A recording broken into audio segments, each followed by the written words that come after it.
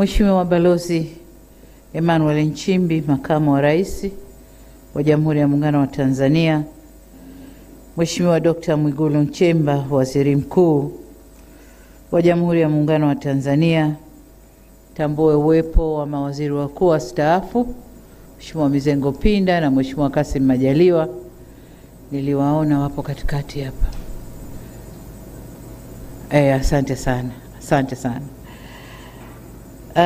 Viongozi, makamo mwenyekiti wa Chama cha Mapinduzi, Mheshimiwa Steven Wasira na katibu mkuu wa Chama cha Mapinduzi, Mheshimiwa Musa Zanzungu, Spika wa Bunge na viongozi wote waliotoka kwenye muhimili wa Bunge, Mheshimiwa George Masaju, Jaji Mkuu, na wote waliotoka kwenye muhimili huu wa Mahakama, Balozi Dr. Moses Kusiluka, Katibu Mkuu Kiongozi, ambaye pia ni mkuu wa utumishi na katibu wa Baraza la Mawaziri, waheshimiwa mawaziri na manaibu mawaziri mliopo, makatibu wakuu, wakuu wa vyombo vya ulinzi na usalama, mkuu wa mkoa wa Dodoma ndugu yetu Rosemary Senyamule, viongozi mbalimbali wa serikali mlioko hapa, viongozi wa dini, waheshimiwa viongozi wetu wa dini,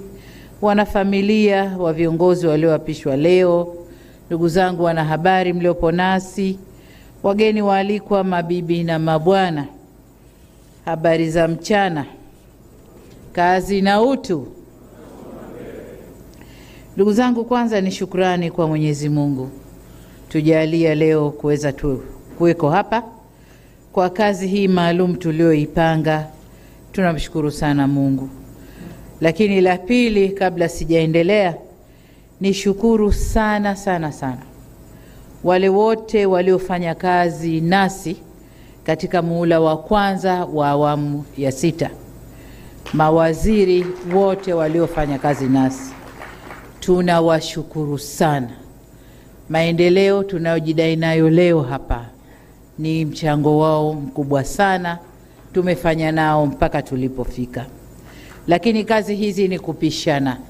Kwa hiyo wamepishana, tuna timu mpya na kongwe imechanganyika ili tuende tukaendeleze mapambano ya maendeleo kwa wananchi.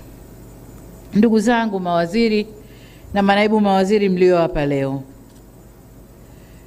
tuko hapa kuwashuhudia mkikubali kubeba majukumu. Tuko hapa kugawana majukumu.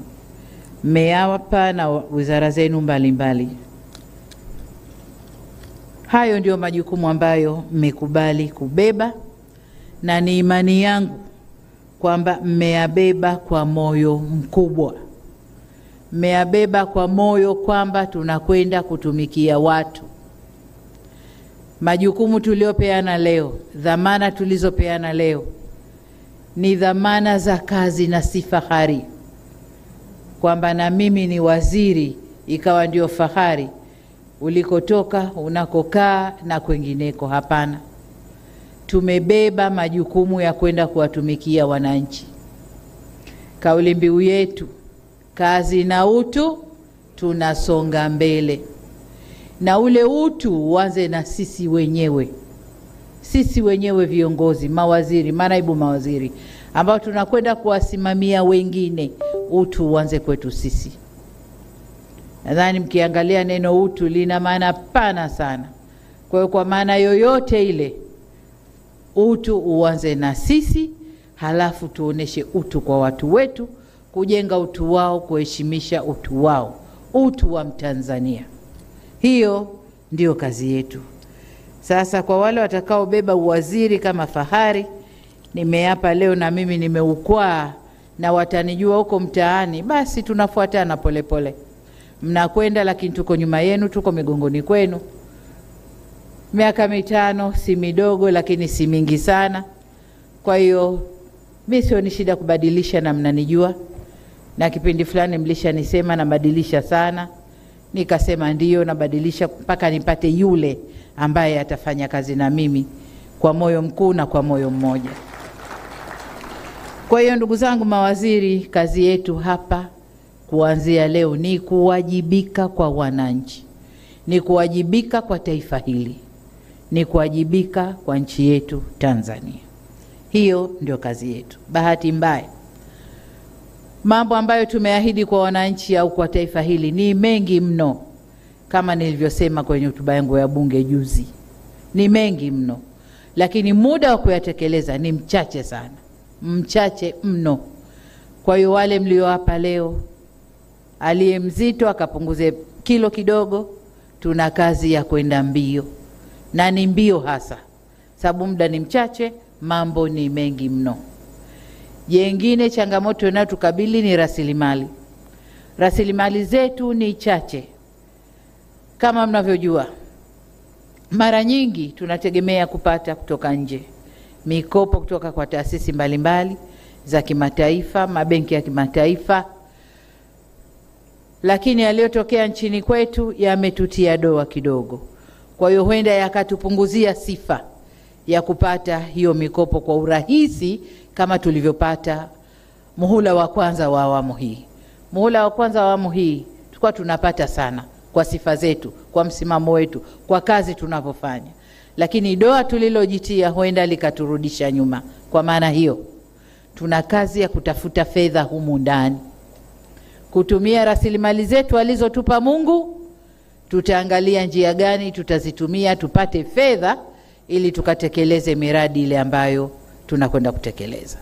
Kubwa zaidi, awamu ya pili, muhula wa pili wa awamu ya 6, tutaanza kufanya miradi wenyewe, alafu mashirika yatatukuta njiani, tutakwenda nao. Hatutakaa kusubiri tunauza mradi, tunakwenda kubembeleza, mradi unakubaliwa, lakini nendeni karekebisheni hili, nendeni yule nenda kamkisi, usimnyukue, lakini yule sijui kamfanyeje. Mradi badala ya kupata approval kwa miezi 3 4, tunachukua mwaka mzima tunabembeleza mradi mmoja. Paka permission inatoka, no objection, maneno yenu wataalamu. Tuna miaka 2 tunamaliza kipindi chetu. Hatutasubiri hayo. Tutaanza kwa fedha ya ndani, alafu wale wakimaliza no objection zao watatuunga katikati. Tumeelewana? Na huo sio wajibu wa rais peke yake, ni wajibu wetu sote. Ni wajibu wetu sote. Makamu wa rais yuko pale anasikia, waziri mkuu yuko pale anasikia, spika wa bunge na wabunge nadhani wako hapa wanatusikia. Kwa hiyo huo ndio mwendo ambao tutakwenda nao. Tuliahidi kufanya mambo ndani ya siku 100 za kazi. Nadhani leo tuko kwenye siku ya 10 katika hizo 100.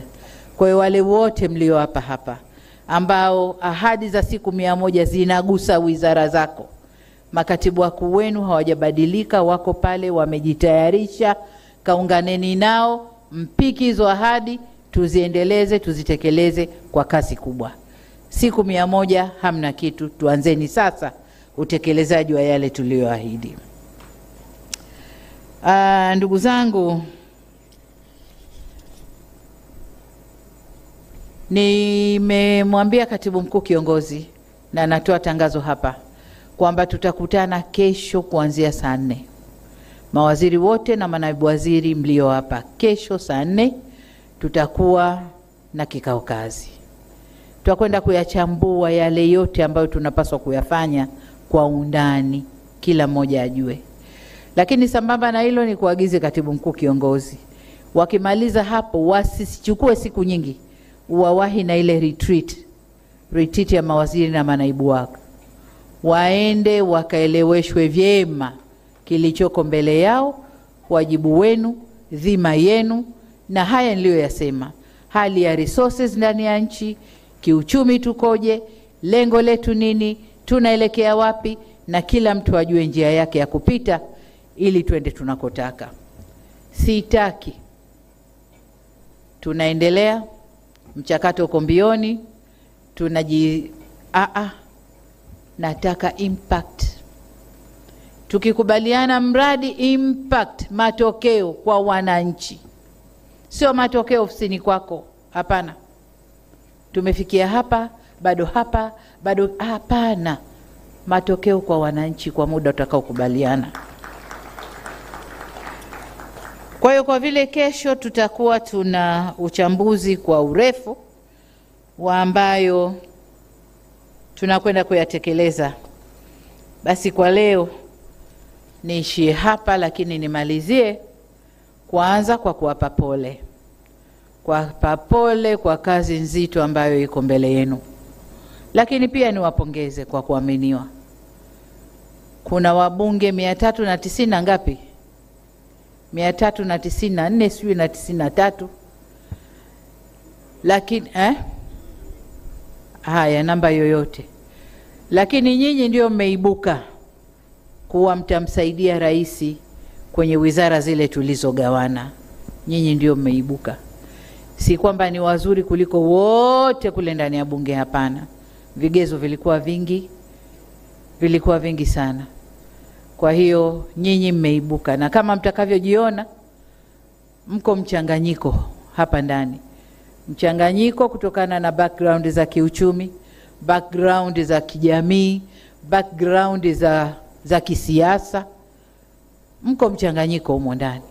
Kwa sababu wote ni Watanzania na wote kazi yetu ni kuhudumia wananchi. Kwa hiyo niwaombe sana, tutasema mengi kesho tukikutana kwenye retreat. Leo itoshe kusema hongereni sana, lakini mna kazi kubwa mbele yenu. Basi asanteni sana kwa kunisikiliza.